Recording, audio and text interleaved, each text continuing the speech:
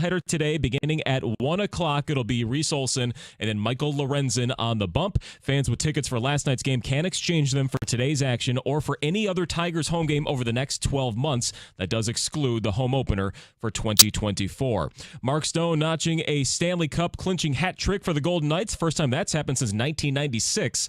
Vegas captures the title just 6 seasons after the franchise began. That is a record. Jonathan Marchessault is the NHL postseason MVP. 9-3 was the lopsided final score of Game 5 to end it. Monty Williams excited to be a part of the rich history of the Detroit Pistons, introduced yesterday as the franchise's 37th head coach.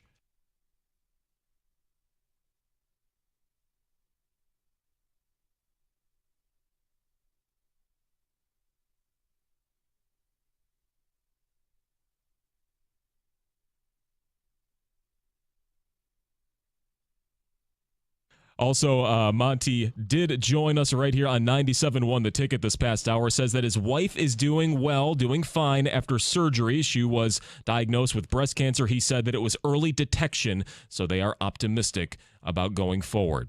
At the Ticket Update Desk, I'm Chris Villar. For more, go to 97.1 The Ticket and Odyssey.com.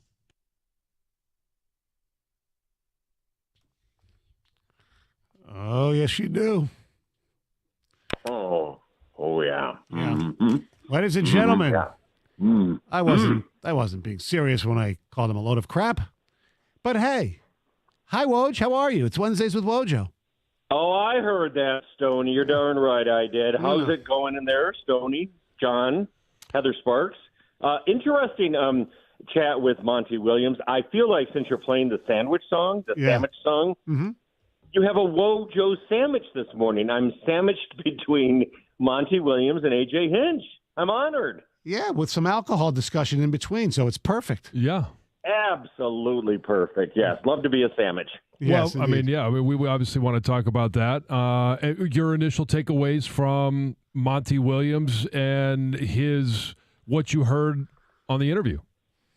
Impressive in every way, including when I did ask him about we know why the Pistons wanted you. Why did you want the Pistons? And he mentioned a couple things and certainly mentioned money, which, of course, grabs the headline and everybody's impressed by that. It's funny in sports these days if somebody just says something that's obviously true but says it out loud, people are like, whoa, he really said that's impressive. Yeah. But, of course, it's the biggest coaching contract in NBA history, so, of course, that was part of it. And I really think Goris and the Pistons reached out and made his family feel very comfortable and his wife, who was dealing with breast cancer. That was all part of it.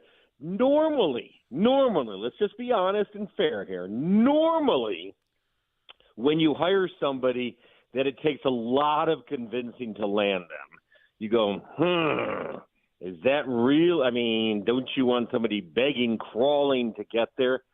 And I think this is an outlier. I think under the circumstances with his wife's situation, having just gotten unfairly fired by the Suns after losing in the playoffs, I think this actually does make sense. The Pistons know they had the worst record in the NBA. They had to go to extreme measures to get a good coach, a very accomplished coach. So I endorse it. I endorse all of it. And Stoney, I think you asked him, right?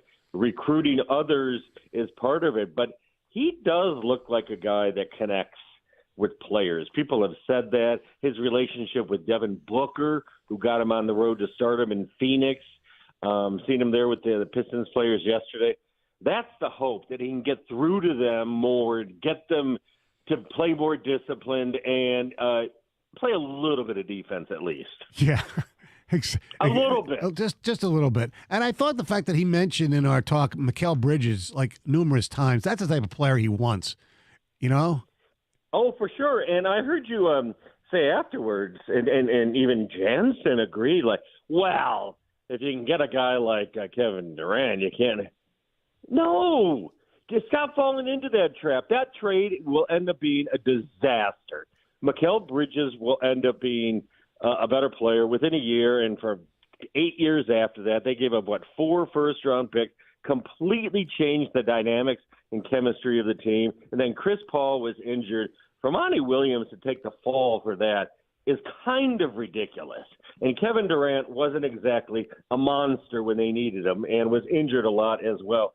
So, no, I don't think he likes that. I have no idea, but I think that trade shook him a bit and shook his team a bit and took a while to get going. I think the trade and the firing were both knee jerks by a guy owning a basketball team for the first time. Yeah. I don't know. I totally think that's part of it, Matt Ishbia. And you like forceful owners and movers and shakers, and I do like what Goris did, anting up money-wise and helping with his wife's health issues. But sometimes what seems like a bold move is just a rash, impetuous move, and I think both of those were rash and impetuous. Now that you've heard from him, obviously the draft is a week from tomorrow. There's going to be some changes on the roster. We don't know what those will be yet. Do you expect, with Cade healthy, the year two of Ivy, Duran, Bogdanovich will be back, at least as we think right now? Do you expect this team to double their win total next year? Double from 17 to 34, that would be difficult. That's 17 more wins, obviously. I do expect this. And we're all focused on defense because the Pistons have been so horrible defensively. And Monty Williams is a good defensive coach. But I'm much more interested in what he can do offensively with his half-second 0.5 offensive system where he wants you to do something as soon as you get the ball, either drive, pass, or shoot. And, the Pistons standing around dribble offense.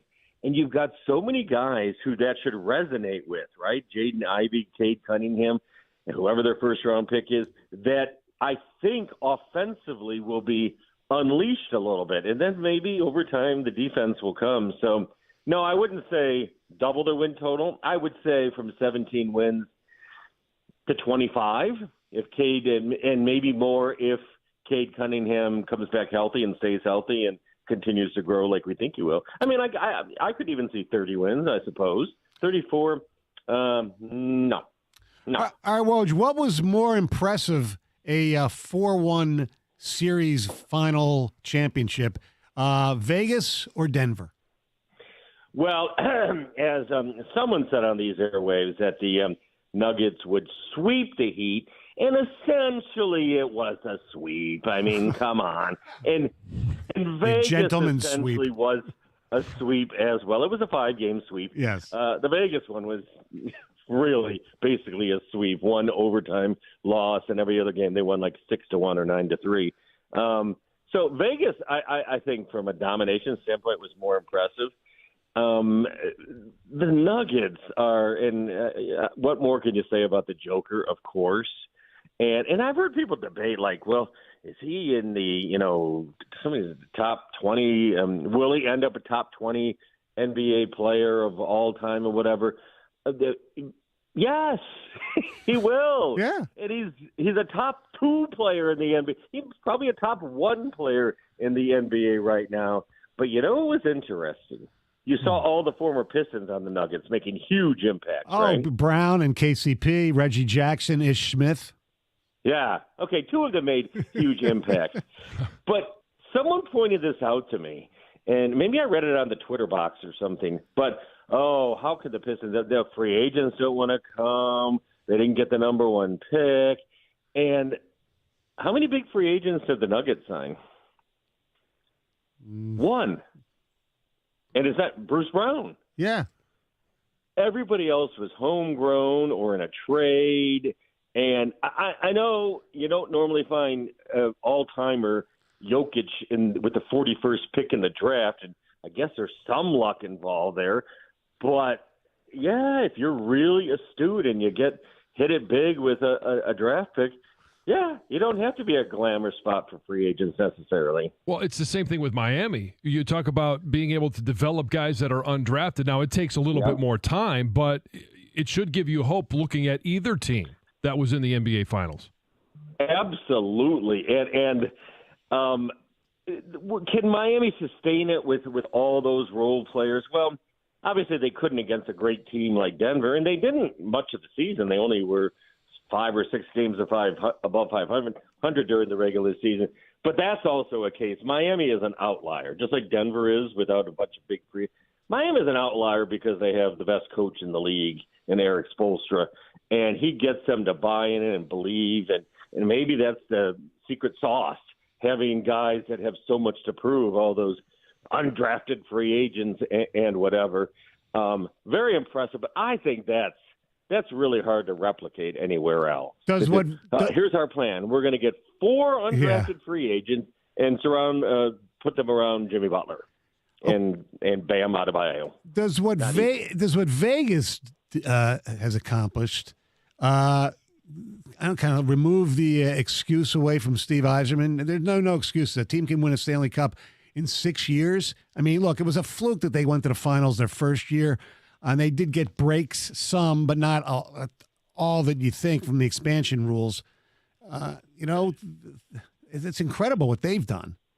Well, of course it is, and I don't know. Nobody's making an excuse for Yzerman. I don't think he's asking for an excuse. I know. But there is something about it, and we've seen it before. When you're an expansion team and you start with a clean slate and you have no salary cap issues and you can make all sorts of deals because people don't want to lose. And I know it's 6 years later and some of those advantages have worn off, but not totally. And again, I hate stuff like this. I hate when something named Las Vegas Golden Knights wins the Stanley Cup. I'm not in favor of that, and we need to stop stuff like that, okay? We need traditional champions. That's what I'm asking for. All kidding aside, it is weird that Denver first time, Vegas first time. Yeah. And I honestly question. I enjoyed watching the Nuggets, but I question how much people really enjoyed watching either one of those finals. Woj, I have heard that if alcohol sales are allowed in college venues on college campuses, that in the Michigan press box, they're supposed to have a Bob Wanowski gin tap. Well, I certainly expect that. I know Stoney will come ambling in for the Bloody Mary bar. Yes, I will. That'll be set up. If I'm able to physically amble up those, because I'll be ambling to my seats. Already had a few bloodies. Ambling and rambling. Mm-hmm. That'll be Stoney. Of course, this was coming. I mean, in USC and UCLA coming into the Big Ten, they already allow it. And will it make things get more rowdier? And I don't think so. First of all, people get bloated before games at tailgates anyhow. And the college students who'll be there, they're not going to be able to afford drinks, right? Beers, I don't know. Not stadium beers. Well, just like the pros, I'm sure a beer will be like $12, right? Yeah, absolutely. Well, keep it in line. Yeah. Well, I think you knew it was coming, and I don't think there's anything wrong with it. Well, one final thing. I know you're not for firing people and things like that, and some people appreciate that. Others think you're a wuss about it. But if you were writing a column based on the 2-game managerial career of softball legend John Jansen, his teams they've come up woefully short. Or is it him or is it his players? I can't figure it out. Well, I say this with all due respect. Fire his ass. Yeah. If you say with all due respect, you then feel like you could say anything you want from a distance? Yeah, absolutely. And if you also add not to be mean, you can say anything you want. And your lineup, your defensive positioning, your lack of competitive fire, you didn't inspire your team. Be better, Jansen. Be better. Hey, step on the field. What does that mean? The man in the arena. Let's go. Grab a bat. Grab a glove. You don't want me grabbing a glove, pal. No sirree. But that was a great event. Yes, it was. A breakout cancer event. And all the players are great sports because me, Stoney, and Dan Miller just basically, in our broadcasting technique, it's basically called heckling. Yeah, it's kind of a roast. It's a bit of a roast. It's a roast. Absolutely. It is kind of a roast to a certain degree, but it's fun. People have a great time from what we can tell, and a great cause for sure. Yes, indeed. All right, Woj, thanks a lot. We'll talk to you soon, and enjoy your day. Woohoo! All right, Woo-hoo! Wednesdays with Wojo, Stoney and Jansen, 97.1 The Ticket. Now, you know that they are partying big time in Las Vegas. Maybe they're just going to bed now. with that Stanley Cup. Maybe the Stanley Cup, made it to the D. I'm sure it will eventually. The D is located in downtown Vegas. So you go to Vegas, that's where you want to stay because best bang for your buck. That's for sure. And if you book a room at the D right now, you get 2 free you get 2 free stadium swim passes located at the Circa Hotel and Casino. Now, if you saw the game last night, you saw the Vegas jerseys. It says Circa Sports right there. All right. When you're staying at the D, they got great food. Joe Vicari's Andiamo Italian Steakhouse, American Coney Island as well. You want to play a round of golf? The staff will hook you up with great tee times. So, to save money, go online, thed.com, book your room today. The D Las Vegas, your home for Detroit sports in Las Vegas.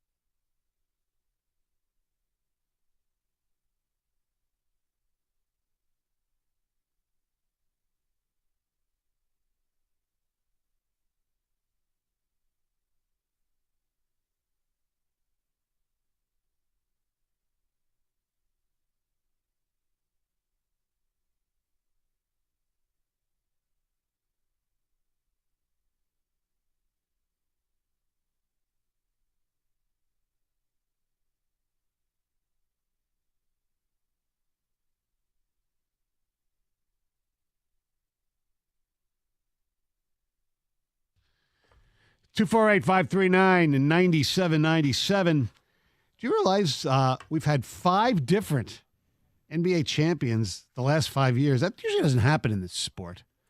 You have a history of, teams going, winning a lot of games, a lot of years in a row. Obviously, Celtics, Lakers, the Bulls streak. And like this year, the Nuggets, Warriors last year, Bucks, Lakers in the bubble, and the Raptors.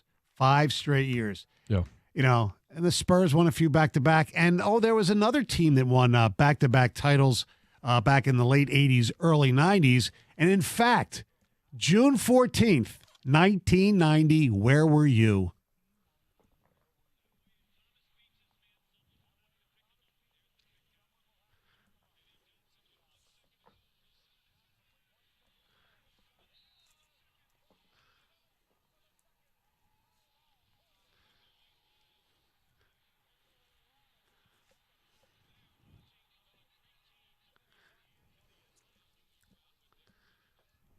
Hubie Brown doing the games back then with Dick Stockton. Yeah. I was at the Palace that night. Palace Vision. For both of them. I never 89 and 90. I never understood that, but I'm sure it was fun. As a high school kid, it was great. I'm sure.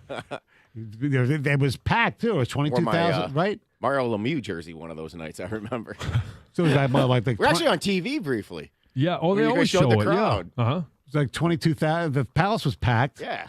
And they were the first ones to do it. And then there was Joe Vision and all that. But, I mean, the Pistons, I think the 90 Pistons were the best of the two. Because what they had to do in the final, like the Lakers, it was great beating the Lakers, but like Magic got hurt, Byron Scott got hurt. But what they did to Portland after Portland won game 2, and what was it? Terry Porter, I think, said we're not coming back here, and he was right. Clyde Drexler. Clyde Drexler. Yeah. They went to Portland and won 3 straight. It was 2-3-2, and that had never been done before. And the Pistons hadn't won Portland in like decades. Yeah, exactly. We actually made a sign. We went to Palace Vision Game 3 for that series.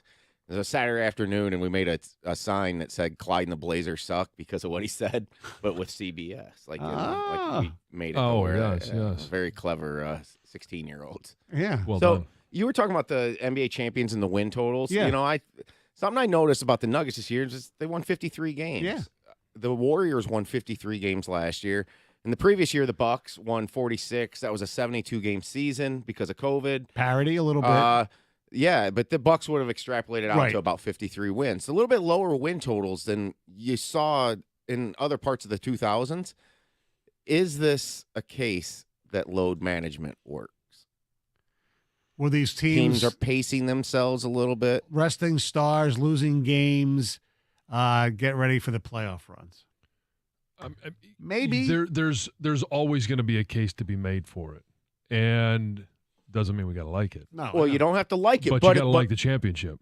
if it's just like something to keep an eye on the next few years, because you need way more sample size. Oh, yeah. And examine the teams a little closer than me just looking up the stat right Correct. now. How much did they load manage? Right. I know the Warriors load managed last year. Yes. But right top of my head, did the Nuggets load manage that much? Or Right. How did injuries factor in, and Right. then you didn't load manage? I don't think. We talked about this a little bit yesterday in regards to could Denver be that dynasty? And I thought Greg's take on it was spot on. Thank you. Yes, I think the dynasty in the NBA, I think it's going bye-bye for the next decade. But because you've got your super teams that are trying to be formed, but you have all these other ones that are doing it organically. Denver has, and Miami, I know Woj brought up the fact, too, that, you can't just have – they're kind of a one-off because they do have Spoelstra. Right. They're going to go try and get a number 2 to Butler, or maybe a 1 and make him number 2. Yeah. But I think that's what you're looking at is over the next 5-6 years, foreseeable future. Yeah.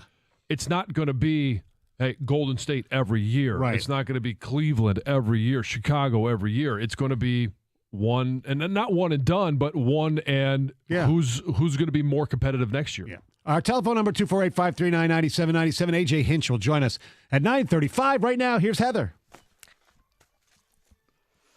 Well, new Detroit police officers could be forced to pay if they leave.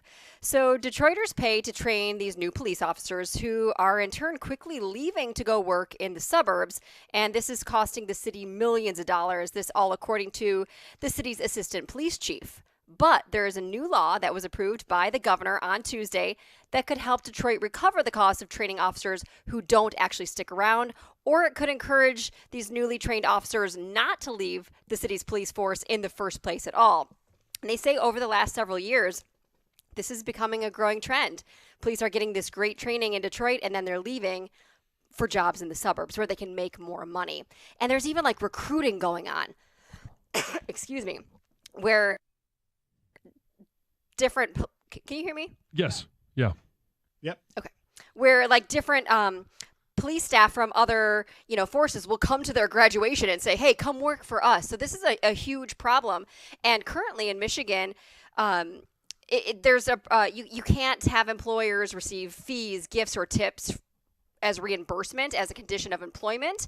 But these two lawmakers from Detroit basically introduced this legislation to create an exception for law enforcement agencies, which would allow them to recoup training costs if these new recruits spend fewer than 4 years working in the agency. So basically, if an officer spends less than a year working in Detroit, the agency could recoup up to 100% of training costs from that officer.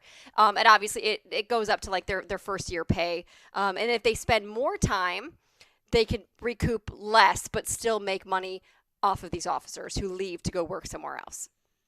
Yeah, it seems like an appropriate solution. Yeah, yep.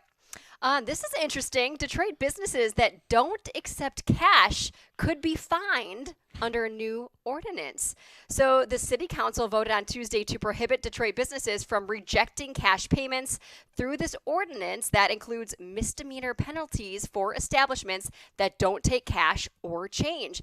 And it sounds like this new ordinance could apply or does apply to, our big sports venues, Little Caesars Arena, Comerica Park, Ford Field, which obviously we know they all have vendors and kiosks that only accept credit and card payments, right? You can't use cash. So this law will require all city businesses to accept cash for the payment of food, drink, goods, and services, and it will go into effect in 90 days. Good. And you might remember that the city council member who put this underway is Angela Whitfield Calloway. And I believe we talked about her because she had to abandon a salad that she wanted to buy at Plum Market, but they only accepted credit, which she didn't have, so she couldn't get her salad. So she is the one that really pushed for this. So we'll see what happens. They say business owners who don't comply could face a misdemeanor charge, which carries a $500 fine. You know what's amazing? There are some places like gas stations. They charge you less if you have cash, and now here you can't even use. It's like crazy. Yep. Well, it's a convenience, it's security, it's it's again the government trying to tell you how to run your business. Whatever. Livonia police are on the lookout, you guys, for a purse snatcher who stole an 80-year-old's purse from her cart at a Walmart.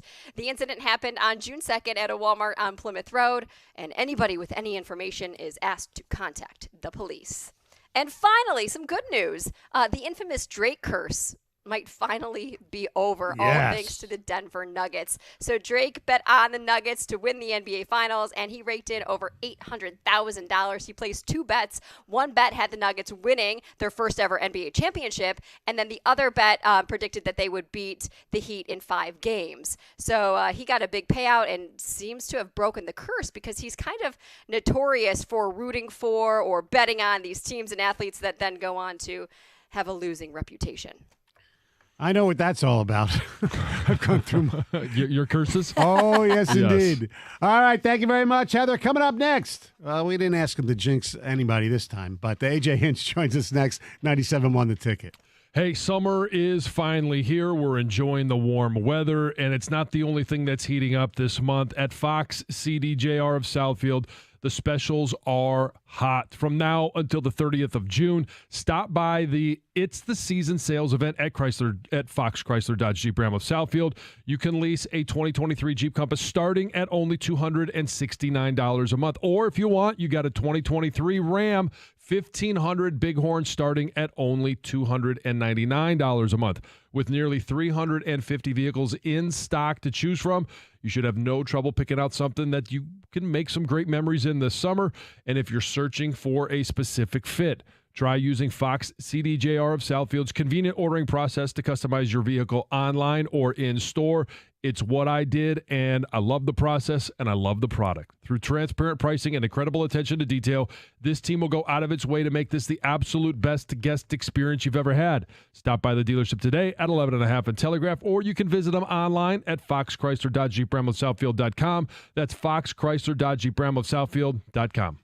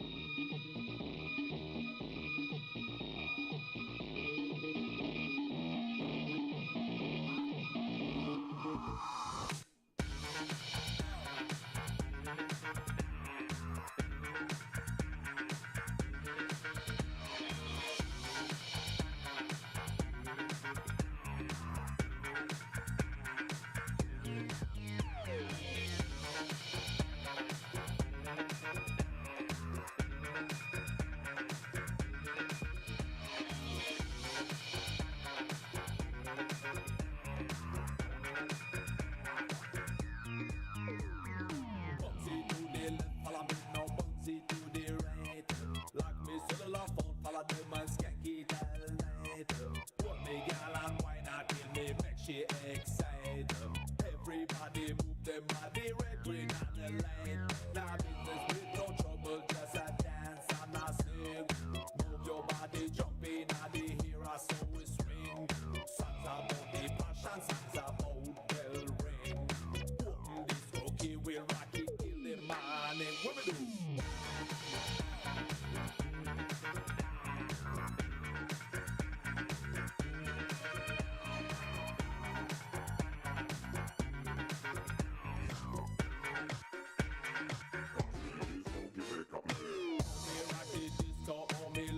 Party, follow me, hold me and so I chew me get the disco key when me do. Mingle with them posse, believe you me. Gala pressure me, turn your hand and see how we dance. Watch me, watch me, watch me, watch me, watch me, I shake me head. Follow me, follow me, follow me, come, follow me. I when me get tired, respond me, get it true or not. No matter hip hop, but hard, they want mercy, yeah, what me do?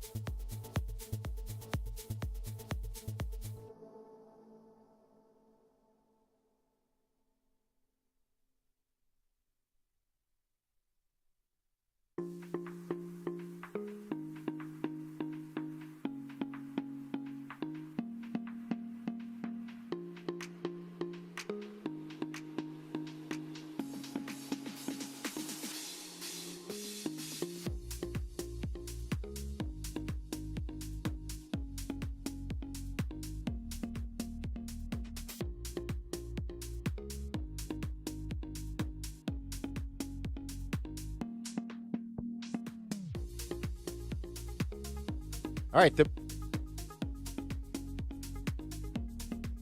right, the Michigan Panthers are back in Detroit. You need to get down to Ford Field on Sunday, June 18th at 7 o'clock when the Panthers host Stoney's Philadelphia Stars on Father's Day. It's a rematch of the 1983 USFL Championship game, and it's WWE Superstars Night as Panthers MC Big E is bringing his WWE pals to Detroit for the game. Ford Field will be filled with activities for fans young and old, including a photo booth, a sign-making contest, cornhole, which I'm terrible at, face painters, and caricature artists. And you'll even be able to test your vertical jump just like the pros do. Don't miss the Panthers versus the Stars on Sunday, June 18th, Father's Day at Ford Field at 7 p.m. Great seats will get you right next to the action for just $10. And WWE's Big E will be there with surprise guests. Buy your tickets today at theusfl.com.